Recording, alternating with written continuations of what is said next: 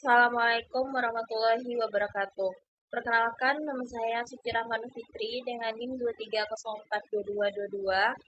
Saya di sini akan mempresentasikan hasil dari paper saya yang berjudul Pemberdayaan Perempuan Melalui Program Ekonomi Kreatif, Tinjauan terhadap Efektivitas Program Pemerintah dan Dampaknya terhadap Kesejahteraan Keluarga. Baiklah, di sini saya akan memberikan gambaran umum dari paper saya. Eh, di mana paper ini membahas bagaimana program pemberdayaan perempuan melalui ekonomi kreatif dapat meningkatkan kemandirian perempuan serta memberikan dampak positif terhadap kesejahteraan keluarga sekaligus mengkaji efektivitas program-program pemerintah yang telah dijalankan. Baik, kita masuk pada slide pertama, yaitu tentang latar belakang saya mengambil tema ini adalah melihat ketimpangan gender di Indonesia masih menjadi persoalan serius dalam bidang sosial, ekonomi, dan politik.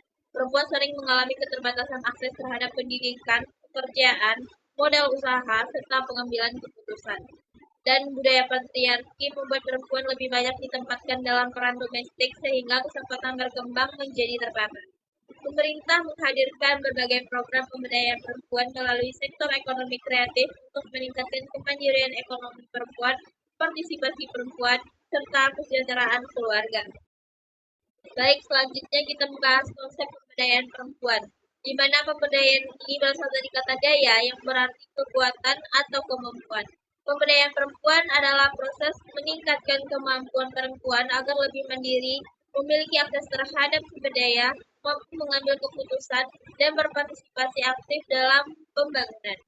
Tujuan pemberdayaan ini yaitu untuk mengurangi ketimpangan gender, meningkatkan kualitas hidup perempuan, dan mewujudkan kesetaraan hak dan kesempatan. Selanjutnya, kita akan membahas unsur-unsur pemberdayaan perempuan. Pertama, ada welfare atau kesejahteraan, yaitu peningkatan kesejahteraan melalui pendidikan, kesehatan, dan ekonomi. Yang kedua, ada akses. Perempuan memiliki kesempatan memperoleh modal, informasi, dan sumber daya. Yang ketiga ada conscientization, yaitu meningkatkan kesadaran perempuan tentang kesetaraan gender. Yang selanjutnya itu participation, perempuan dilibatkan dalam pengambilan keputusan. Dan terakhir, conscientization, yaitu perempuan memiliki kontrol terhadap faktor produksi dan hasil usaha. Bahas ekonomi kreatif sebagai sarana pemberdayaan. Ekonomi kreatif sendiri merupakan kegiatan ekonomi yang mengandalkan kreativitas, ide, inovasi, dan keterampilan. Sektor yang relevan bagi perempuan yaitu meliputi kuliner, kerajinan tangan, fashion, tata rias, usaha digital, dan pemasaran online.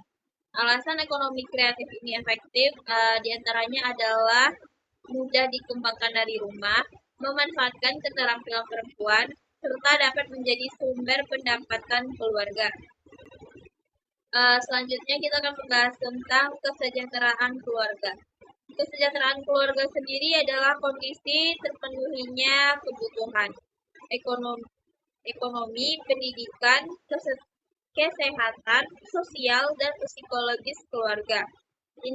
Indikator kesejahteraan yaitu pendapatan keluarga meningkat, pendidikan keluarga lebih baik, kesehatan ibu dan anak meningkat, serta kehidupan sosial lebih harmonis.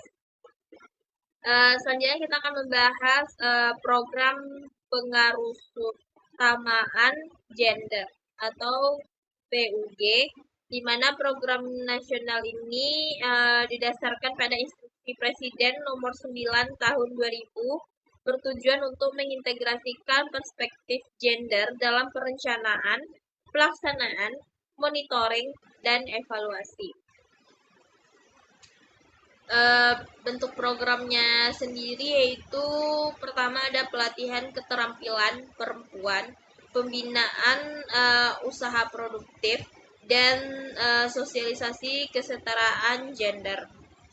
Permasalahan yang ditimbulkan dari program ini yaitu diantaranya pemahaman masyarakat yang masih rendah, evaluasi program belum maksimal, program belum berkelanjutan. Dan kita lanjutkan pada slide berikutnya, yaitu program Lapak Berkah. di mana program ini berbasis zakat produktif yang dikelola oleh Inisiatif Zakat Indonesia atau IZI.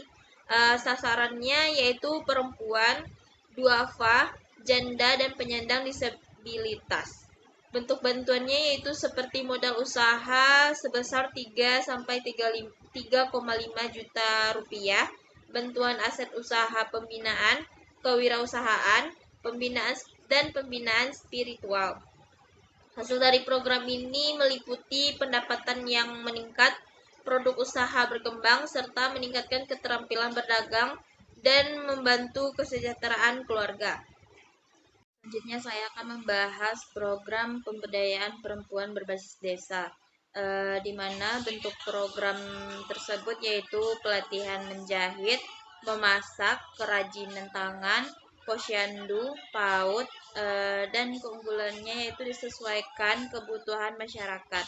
Didukung dana desa, melibatkan PKK dan posyandu.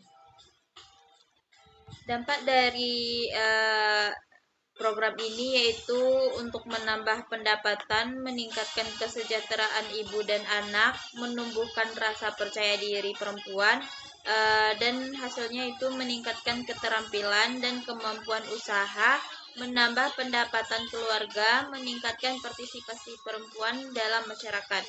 Selanjutnya ada program P2WKSS dan PEKKA, di mana P2WKSS ini adalah peningkatan peranan wanita menuju keluarga sehat dan sejahtera, di mana program terpadu lintas sektor untuk meningkatkan peran perempuan dalam pembangunan. PEKKA sendiri adalah perempuan kepala keluarga, di mana program khusus bagi perempuan yang menjadi tulang punggung keluarga. Tujuannya yaitu membantu perempuan lebih mandiri, mengurangi kemiskinan keluarga, meningkatkan kesejahteraan keluarga perempuan kepala rumah tangga. Hasilnya yaitu membantu perempuan mandiri secara ekonomi, mengurangi beban ekonomi keluarga, terutama bagi perempuan kepala keluarga. Selanjutnya kita akan membahas analisis efektivitas program.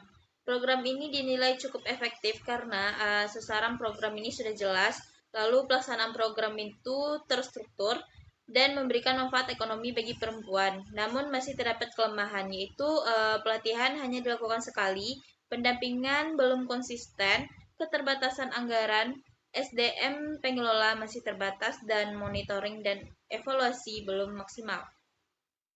Baiklah, selanjutnya itu faktor penghambat program. Yang pertama ada budaya patriarki, di mana perempuan masih dianggap hanya bertugas di rumah tangga. Yang kedua, peran ganda perempuan. Perempuan harus mengurus rumah sekaligus bekerja. Ketiga, ada keterbatasan modal dan teknologi, di mana sulit mengembangkan usaha secara mandiri. Yang keempat, ada rendahnya SDM pengelola, yaitu kurangnya tenaga pendamping yang kompeten. Dan yang terakhir yaitu keterbatasan anggaran, di mana program belum menjangkau seluruh perempuan yang membutuhkan. Tentang faktor pendukung dari program-program yang telah dijabarkan, pertama yaitu dukungan pemerintah desa.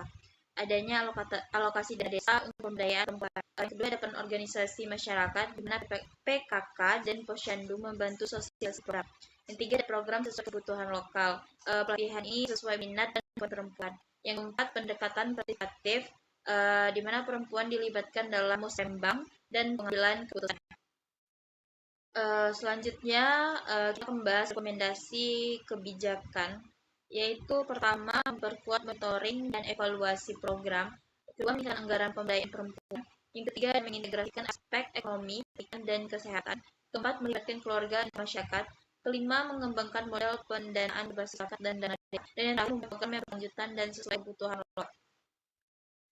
Baiklah, dari yang materi telah saya katakan, kita akhirnya sampai pada slide kesimpulan, di mana kesimpulan yang bisa saya dari para materi saya tadi, pemberdayaan perempuan melalui ekonomi meningkatkan kesejahteraan keluarga. Program memberikan dampak positif pada ekonomi, pendidikan, kesehatan, psikologis, dan sosial perempuan.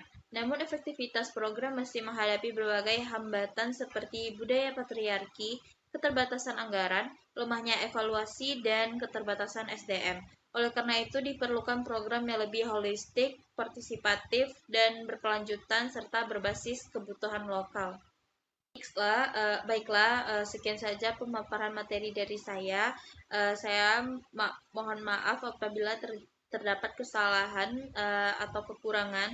Saya akhiri dengan Assalamualaikum warahmatullahi wabarakatuh.